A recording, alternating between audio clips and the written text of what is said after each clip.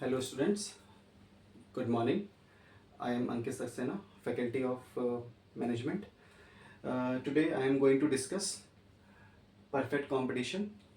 Perfect competition basically एक market structure है. इस मार्केट स्ट्रक्चर में हमारे पास बहुत सारे ऐसे फीचर्स हैं जो हम पढ़ते हैं और समझते हैं अपने गुड्स को लेके, अपने सेलर्स को लेके, जो हमें जिनसे हम सामान खरीदते हैं या गुड्स खरीदते हैं. मैंने यहाँ पे दो लाइन लिखी हैं. परफेक्ट कंपटीशन को स्टार्ट करने से पहले मैं आप लोगों को ये लाइन एक बार रीड करवाना चाहता हूँ. Large number of buyers and large number of sellers. ये लाइन मैंने ऐसे ही नहीं लिखी. इन लाइंस के बिहाफ पे मैं आपको पूरा परफेक्ट कंपटीशन समझा देता हूँ. लेकिन before starting that perfect competition मैं आप लोगों को कुछ बेसिक बातें शेयर करना चाहता हूँ. आप सब लोग, मैं भी कभी ना कभी मार्केट गए होंगे. हमने जाके देखा होगा कि जहाँ से हम अपने घर के लिए वेजिटेबल्स या अनाज खरीदते हैं वहाँ पर बहुत सारे सेलर्स होते हैं. अब वो सेलर्स क्या करते हैं, जब गुड्स सेल कर रहे होते हैं तो एक फिक्स प्राइस को फॉलो करते हैं. फिक्स प्राइस से मतलब है मेरा कि जो उस दिन रेट आया होगा पर्टिकुलर कमोडिटी का, उस पर सेल करेंगे. अगर मैं एग्जांपल के तौर पे बात करूं, मैं बात करता हूं आलू की, पोटैटोज़ की. मैं भी खरीदने जाता हूँ मार्केट, ठीक है. आप लोग भी कभी ना कभी गए होंगे. तो वहाँ पे जब आप पोटैटोज़ खरीदते हो, आलू खरीदते हो, तो एक फिक्स प्राइस होता है.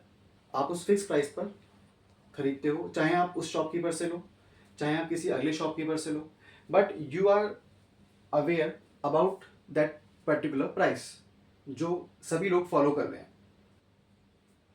इसी तरह से आपने देखा होगा गेहूं का भी एक पर्टिकुलर प्राइस आता है मार्केट में कि इस बार गेहूं इतने रुपए क्विंटल आया है, तो इतने रुपए क्विंटल पे आप परचेस करते हो, या जितना भी किलो आपको नीड है आप उतना परचेस करते हो.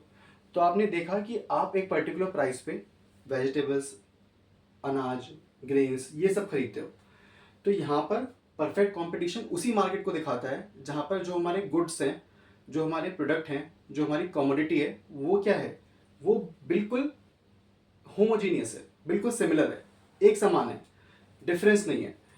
ठीक है. तो हमने देखा कि मैं और आप जो बायर्स हैं वो कैसे हैं, they are large in numbers. वो कैसे हैं, लार्ज नंबर ऑफ बायर्स हैं, पहली बात.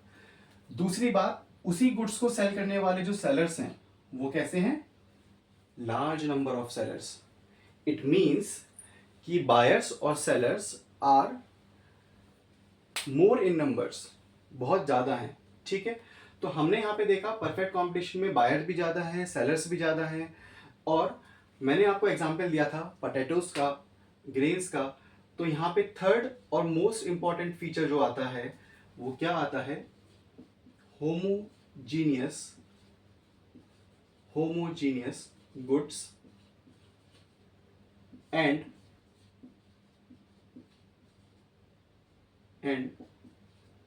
होमोजीनियस गुड्स और कमोडिटी.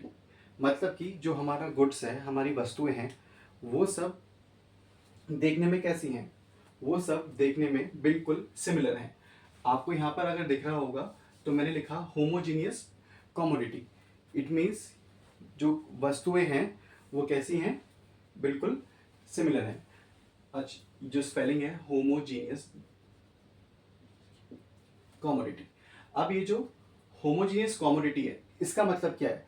आप बाजार में जब आलू खरीदते हो तो आपने देखा होगा कि आप एक आलू उठाओ, या उसको आपको वो सही नहीं लगा तो आपने दूसरा आलू ले लिया या तीसरा आलू परचेस कर लिया.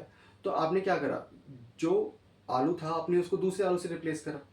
इट मीन्स, मैं बात यहाँ पोटैटोज की बात नहीं कर रहा, सिमिलर.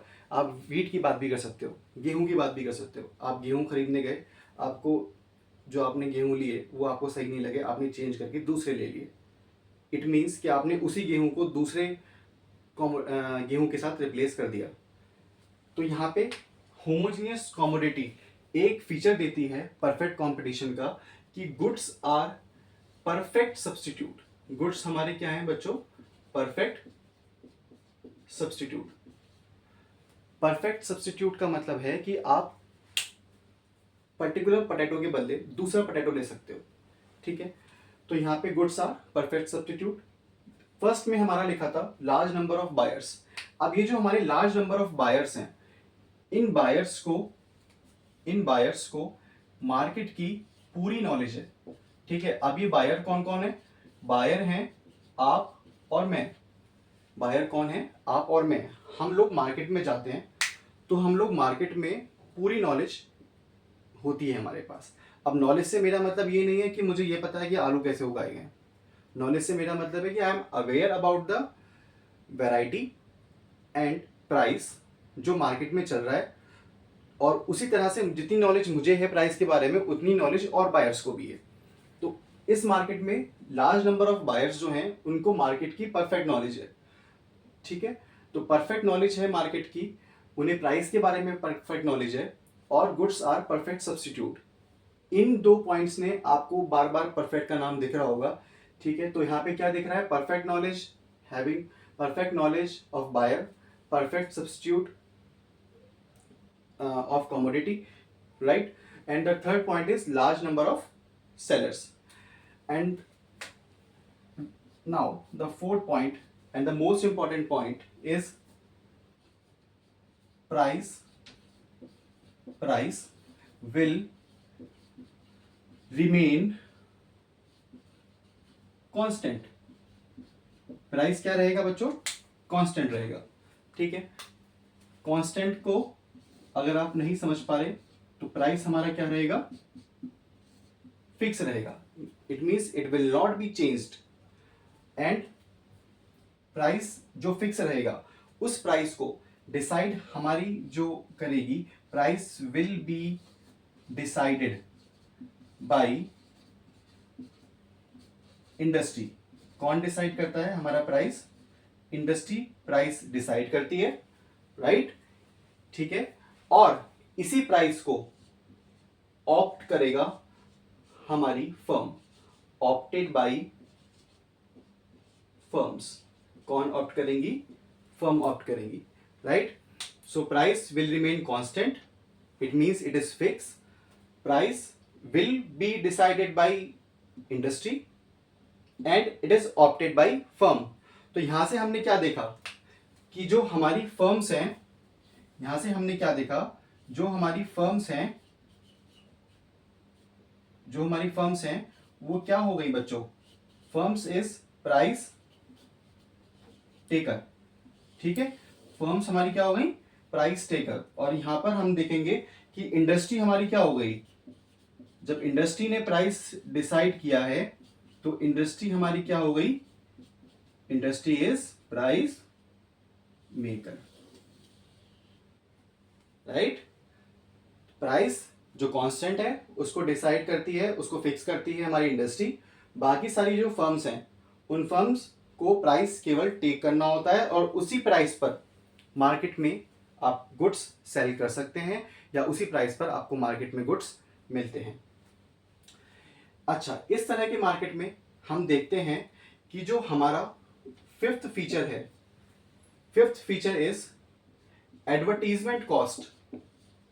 एडवर्टीजमेंट कॉस्ट इज निल। ये बहुत इंपॉर्टेंट फीचर है। Why it is so important? It is important because आप देख रहे हैं आज की डेट में किसी भी प्रोडक्ट को लॉन्च करने में जो मेन एक्सपेंडिचर होता है, जो मेन खर्चा आता है, वो उसके एडवर्टीजमेंट में आता है। और मैंने यहाँ पे क्या लिख दिया? मैंने यहाँ पे लिख दिया कि भाई एडवर्टीजमेंट कॉस्ट जो है वो मेरी क्या है? इट इज निल, जीरो है। एडवर्टीजमेंट कॉस्ट यहाँ आएगी ही नहीं, क्योंकि आपने कभी किसी वीट सेल करने वाले पर्सन को ये नहीं देखा होगा बोलते हुए कि भाई देखो मैंने अपनी वीट के लिए ये पैम्पलेट बनवाया है, या मैंने अपनी वीट का नया एड निकलवाया है, या मेरे पास ये आलू हैं, देखो कितनी अच्छी क्वालिटी के आलू हैं, इनका अखबार में ऐड आया है। वाई? क्यों? Because the goods in market is homogeneous, मतलब गुड्स सारे एक जैसे हैं। आप जो पोटैटो मार्केट में सेल कर रहे हो वैसा ही दूसरा सेलर भी कर रहा है, तो इट मीन्स वहां पे एडवर्टीजमेंट की कोई जरूरत नहीं है, because buyers, large number of buyers having perfect knowledge. उनके पास कैसी नॉलेज है? परफेक्ट नॉलेज है, राइट।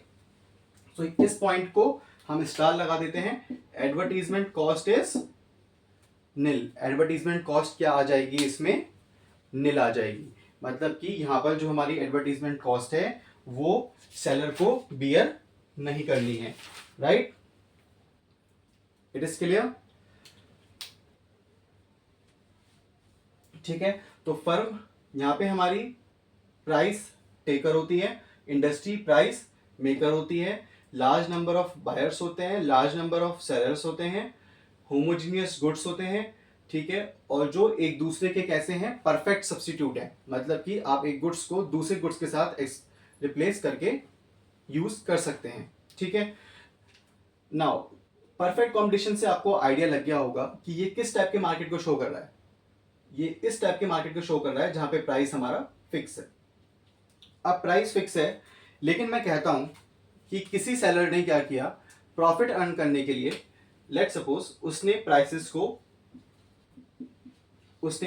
को क्या कर दिया? हाइक कर दिया, बढ़ा दिया। प्राइसेस को उसने क्या कर दिया? इंक्रीज कर दिया। ठीक है, अब आप प्रैक्टिकली जरा सोच के देखो, मैं जो आपको बता रहा हूं वो थियोरेटिकली नहीं बता रहा हूं। I am just talking about the logic and the reason behind the actual behaviour of seller. जो हो रहा है वो बिहेवियर का, सेलर का बिहेवियर है, और वो क्यों हो रहा है। आप देखिए, प्राइस उसने हाइक किया प्रॉफिट अर्न करने के लिए, बट आप देखते हैं कि जब आप मार्केट जाते हैं आपको देखा कि भाई आज जो है पटेटोज हमारे 30 रुपए kg हैं। ठीक है, आपने देखा कि यार 30 रुपीज़ kg ये दे रहा है, सामने वाला क्या कर रहा है? उसको 35 रुपीज़ kg बेच रहा है। मे बी क्वालिटी शायद बेटर हो, बट हम देखेंगे कि यार आलू तो आलू ही है, दोनों सेम ही है, तो why we will pay 5 rupees मोर, है ना। और हम लोग तो 2 रुपए के पीछे भी लड़ते हैं सब्जी वाले से। तो आपको क्या लगता है कि यहाँ पे प्राइस जो बढ़ाया सेलर ने लालच की वजह से, वो प्राइस बढ़ना क्या सेलर के लिए प्रॉफिटेबल है? I don't think so. क्योंकि अगर आपने कभी एनालाइज किया हो या कभी फील किया हो, तो जो सेलर हल्का सा 2 रुपए महंगा भी बेचता है वहां से कोई नहीं खरीदता। It means any increment in price क्या हो जाएगा बच्चों? अगर हल्का सा प्राइस इंक्रीज हुआ तो डिमांड क्या हो जाएगी? जीरो। डिमांड क्या हो जाएगी? जीरो। ये अजम्पशन है। ठीक है, इसमें हमने परफेक्ट कंपटीशन के बहुत सारे मेन इंपॉर्टेंट फीचर्स को समझा, जाना, और ऐसा क्यों होता है उसको भी एक्सप्लेन किया। यहाँ तक आप देख लीजिए। आई होप सो कि मैंने कोई पॉइंट छोड़ा नहीं है। एक बार इसको रिव्यू कर लीजिए।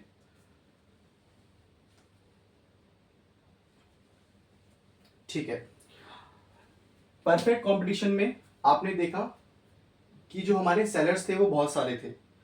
अब इन सेलर्स को अपना गुड्स सेल करने के लिए कोई अलग से चार्ज नहीं देना। They are free to sell their goods. It means कि यहां पे इस मार्केट के अंदर कोई भी एंट्री बैरियर्स नहीं है। एंट्री का मतलब होता है प्रवेश, बैरियर्स का मतलब रुकावट। अगर आप सेलर की तरह बन के मार्केट में कुछ बेचना चाहते हैं, आप फ्रीली आइए, बेचिए और बेचकर चले जाइए। बट आपको कौन सा प्राइस ऑप्ट करना होगा? You opted that price which will be decided by industry.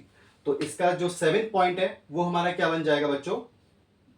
कि एंट्री, ठीक है, और आपका मन नहीं है आगे बिजनेस कंटिन्यू करने का, तो आप बिना किसी एडिशनल रिक्वायरमेंट के छोड़ के भी जा सकते हैं। तो entry and exit of firm is free. मतलब एंट्री करना और एग्जिट करना फर्म्स के लिए वो क्या है? फ्री है। तो इस टाइप में जहां रुकावट नहीं है, जहां आप देखते हैं कि कभी भी लोग बढ़ जाते हैं, कभी भी लोग कम हो जाते हैं, तो इस टाइप के मार्केट में आप समझेंगे आगे जाके कि इस टाइप के मार्केट में जो हमारे प्रॉफिट्स हैं लॉन्ग टर्म में, वो नॉर्मल प्रॉफिट्स होते हैं। बिकॉज आपको प्रॉफिट कब होता है? जब आप मार्केट में अकेले हो, आप अकेले ही गुड्स सेल कर रहे हो, आपका अकेला प्रोडक्ट है जो मार्केट में बिक रहा है, तो आपको लॉन्ग टर्म में आप चाहो तो प्राइस हाइक भी कर सकते हो, क्योंकि और कोई सब्स्टिट्यूट नहीं है। But this is the case of monopoly. यहाँ पे हम डिस्कस कर रहे हैं परफेक्ट कॉम्पिटिशन। तो जहां पर आपको फर्म्स आती जा रही हैं, कोई रुकावट नहीं है, ठीक है। लेकिन जो फर्म्स आ रही हैं, जो फर्म्स आ रही हैं और जो फर्म्स जा रही हैं, उनके लिए भी कोई रुकावट नहीं है। इट मीन्स कि आपके कॉम्पिटिटर बढ़ेंगे। जब आपके कॉम्पिटिटर बढ़ेंगे तो आपका प्रॉफिट ऑलरेडी कम हो जाएगा। तो इकोनॉमिक्स की भाषा में अगर मैं कहूँ तो परफेक्ट कॉम्पिटिटिव मार्केट में फर्म्स को ज़्यादा प्रॉफिट नहीं होता लॉन्ग टर्म में, because the goods are homogeneous, large number of sellers, large number of sellers, and the price will remain constant, and also which will also decided by industry. तो seller के हाथ में कुछ भी नहीं है, वो सिर्फ क्या कर सकता है, आएगा अपना सामान बेचेगा और चला जाएगा, उसका प्राइस पर कोई कंट्रोल नहीं है। It is clear. बस एक बहुत अच्छे फीचर है इस मार्केट का। वो क्या फीचर है कि advertisement cost is nil, which means कि आपका जो एक मेजर पोर्शन है आपको भी इन्वेस्ट ही नहीं करना होता। और जब एडवर्टीजमेंट कॉस्ट नील है, क्योंकि buyers having perfect knowledge, buyers having perfect knowledge, ठीक है। तो हमने ये सब डिस्कस किया आज परफेक्ट कॉम्पिटिशन का कैरेक्टरिस्टिक्स। ये बहुत ही मोस्ट इंपॉर्टेंट कैरेक्टरिस्टिक्स हैं। ये पार्ट 1 था, मैं पार्ट 2 भी लेके आऊँगा और पार्ट 3 भी लेके आऊँगा। एक वीडियो मैंने बनाई थी सिर्फ इसको दिखाने के लिए कि परफेक्ट कॉम्पिटिटिव मार्केट किस तरह से दिखता है और ये क्या होता है।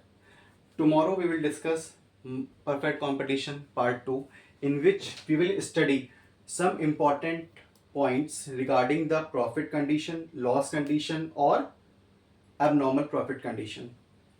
Apart from that, we will study the equilibrium point, which will provides you the equilibrium condition in perfect competition. Okay, students, thank you for watching my video.